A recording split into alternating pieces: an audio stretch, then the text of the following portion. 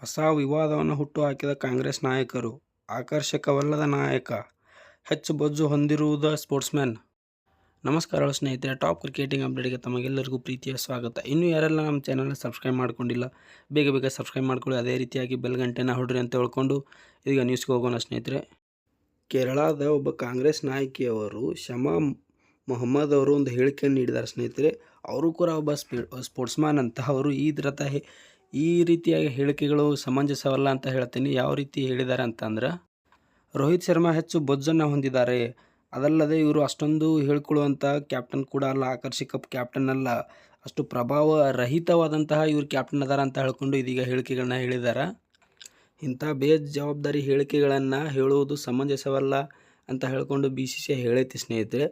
ಇದೀಗ ಅವರ ಪರಿಸ್ಥಿತಿ ಹೆಂಗಾಗೈತಿಪ್ಪ ಅಂದ್ರೆ, ಉಗುಳು ನುಂಗುವಂತಿಲ್ಲ ಬಿಡುವಂತಿಲ್ಲ, ಆ ರೀತಿ ಆಗಿಬಿಟ್ಟೈತಿ. ಈಗ BCCI ಒಂದು ಅಖಾಡಕ್ಕಿಳಿದು ಅವರನ್ನು ತರಾಟೆಗೆ ತಗೊಂಡೈತೆ ಸ್ನೇಹಿತರೆ. ತರಾಟೆಗೆ ತಗೊಂಡು ದೈಹಿಕ ಕ್ಷಮತೆಯನ್ನು ಸಮರ್ಥಪಡಿಸಿಕೊಂಡಿದ್ದಾರೆ. ಅವ್ರು ಏನು ಹೇಳ್ಯಾರಪ್ಪ ಅಂದ್ರೆ, ತಲೆಬುರುಡೆ ಇಲ್ಲದ ಬೇಜವಾಬ್ದಾರಿ ಮಾತುಗಳಿಗೆ ನಾವು ಕಿವಿ ಕೊಡೋದಿಲ್ಲ ಅಂತ ಹೇಳ್ಕೊಂಡು ಇದೀಗ ಹೇಳಿದ್ದಾರೆ ಸ್ನೇಹಿತರೆ. ಇನ್ನು ಅದಲ್ಲದೆ ಕಾಂಗ್ರೆಸ್ ಏನು ಹೇಳೈತಪ್ಪ ಅಂದರೆ, ಇವರು ಯಾವುದಕ್ಕೂ ನಮಗೂ ಏನೂ ಸಂಬಂಧ ಇಲ್ಲ ಅಂತ ಹೇಳ್ಕೊಂಡು ಕೈ ತೊಳ್ಕೊಂಡ್ಬಿಟ್ಟೈತಿ. ಯಾಕಪ್ಪ ಅಂದ್ರೆ ಅದು ಅವರವರ ವೈಯಕ್ತಿಕ ವಿಷಯ. ನಮ್ಮ ಕಾಂಗ್ರೆಸ್ ಪಕ್ಷದ ಮೇಲೆ ನೀವೇನೂ ದೂರು ಕೊಡಬೇಡ್ರಿ, ಏನಿಲ್ಲ ಅಂತ ಹೇಳ್ಕೊಂಡು ಈಗೀಗ ಕಾಂಗ್ರೆಸ್ದವರು ಅವರು ದೂರ ಸರ್ಕೊಂಡ್ಬಿಟ್ಟಿದ್ದಾರೆ ಅಂತಲೇ ಹೇಳ್ಬೋದು.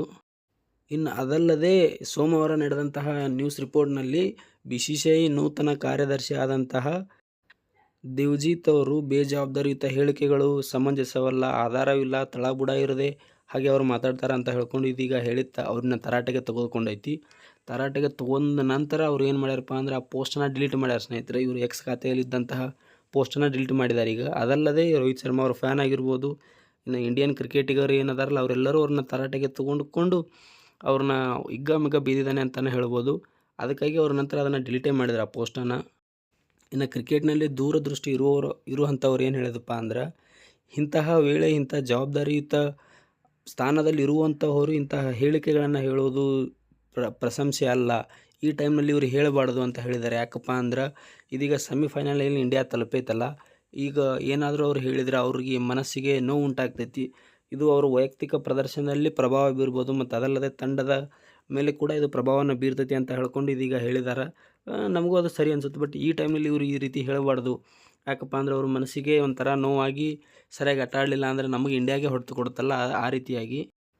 ಇನ್ನು ಮೊದಲನೇ ಟೀಕೆ ಏನಪ್ಪ ಅಂದರೆ, ಇವರು ಹೆಚ್ಚು ಬೊಜ್ಜು ಇದೆ ಅಂತ ಹೇಳಿದಾರಲ್ಲ, ಹೆಚ್ಚು ಬೊಜ್ಜು ಇದೆ ಹೊರತು ಬಟ್ ಯಾರೂ ಅಷ್ಟು ಕೀಳಾಗಿ ಇವರು ಕ್ರಿಕೆಟನ್ನು ಆಡೋದಿಲ್ಲ ಸ್ನೇಹಿತರೆ. ನೋಡಿರ್ಬೋದು ಯಾವ ರೀತಿ ODIನಲ್ಲಿ ಇವರು ಹೆಸರನ್ನು ಅಜೇಯವಾಗಿ ಉಳಿಸ್ಕೊಂಡ್ಬಿಟ್ಟಿದ್ದಾರೆ. ಯಾಕಪ್ಪ ODIನಲ್ಲಿ ಯಾವ ರೀತಿ ಹೆಸರು ಉಳಿಸ್ಕೊಂಡಾರ ನಮಗೂ ಗೊತ್ತೈತಿ. ಈಗಲೂ ಕೂಡ ಇವರು ಅದೇ ರೀತಿಯಾಗಿ ಆಟ ಆಡಕತ್ತಾರ. ನನಗೇನು ಅಷ್ಟು ಆಡೋಕ್ಕೆ ಬರೋದಿಲ್ಲ, ಫಾರ್ಮಲ್ಲಿಲ್ಲ ಅಂತ ಏನೂ ಇಲ್ಲ. ಬೊಜ್ಜಿದೆ ಒಪ್ಕೋತೀವಿ, ಬಟ್ ಆಟವನ್ನು ನೋಡಿದರೆ ಇವ್ರ ರೀತಿ ಯಾರೂ ಆಡೋದಿಲ್ಲ ಈಗ ODI ಫಾರ್ಮೆಟ್ನಲ್ಲಿ.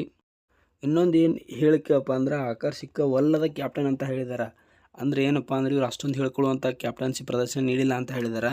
ಸ್ನೇಹಿತರೆ, ನಮಗೆ ನೆನಪಿರಲಿ, ಧೋನಿಯವರು ಆದ ನಂತರ ಕ್ಯಾಪ್ಟನ್ಸಿನಲ್ಲಿ 3 ಫಾರ್ಮೆಟಲ್ಲಿ ಉತ್ತುಂಗಕ್ಕೇರಿಸಿದವರು ನಮ್ಮ ರೋಹಿತ್ ಶರ್ಮಾ ಅವರು ಸ್ನೇಹಿತರೆ. ಯಾಕಪ್ಪ ಅಂದರೆ, ಕಳೆದ ವರ್ಷವೇ ಕೂಡ T20 ವರ್ಲ್ಡ್ ಕಪ್ ಗೆದ್ದು ಬೀಗಿತ್ತು. ಅದಲ್ಲದೆ ನಮ್ಮ ODI ವರ್ಲ್ಡ್ ಕಪ್ನ ಫೈನಲ್ವರೆಗೂ ತಂದು ತಲುಪಿದರು. ಇದೀಗ ಚಾಂಪಿಯನ್ ಟ್ರೋಫಿನ ಸೆಮಿಫೈನಲ್ಗೂ ತಂದು ತಲುಪಿದ್ದಾರೆ. ಈ ರೀತಿಯಾಗಿ ಇವರು ತುಂಬಾ ಸಾಧನೆಗಳನ್ನ ಮಾಡಿದ್ದಾರೆ ಕ್ಯಾಪ್ಟನ್ನಾಗಿ. ಆದರೂ ಕೂಡ ಈ ರೀತಿಯಾಗಿ ಟೀಕೆಗಳು ಸರಿಯಲ್ಲ ಅಂತ ಹೇಳ್ಕೊಂಡು ಇದೀಗ ಹೇಳ್ತಾ ಇದ್ದಾರೆ ಕ್ರಿಕೆಟ್ ಪ್ರೇಮಿಗಳು. ಟೀಕೆಗಳನ್ನು ಮಾಡಲಿ, ಬಟ್ ಈ ಸ್ಥಾನದಲ್ಲಿ ಇದ್ದುಕೊಂಡು ಈ ರೀತಿ ಈಗ ಮಾಡೋದು ತಪ್ಪು ಅಂತ ಹೇಳ್ತಾರೆ. ಯಾಕಪ್ಪ ಅಂದರೆ, ಈಗೀಗ ಅವರು ಸೆಮಿಫೈನಲ್ಗೆ ತಲುಪಿದ್ದಾರೆ, ಇದೀಗ ಮಾಡೋದು ತಪ್ಪು. ಇದೀಗ BCCI ಆಗಿರ್ಬೋದು, ಅದೇ ರೀತಿ ಈಗ ಫ್ಯಾನ್ಸ್ ಆಗಿರ್ಬೋದು, ಇನ್ನು BJP ಅವರು ಕೂಡ ಇವ್ರ ಮೇಲೆ ಆಕ್ರೋಶವನ್ನು ವ್ಯಕ್ತಪಡಿಸ್ತಾರೆ.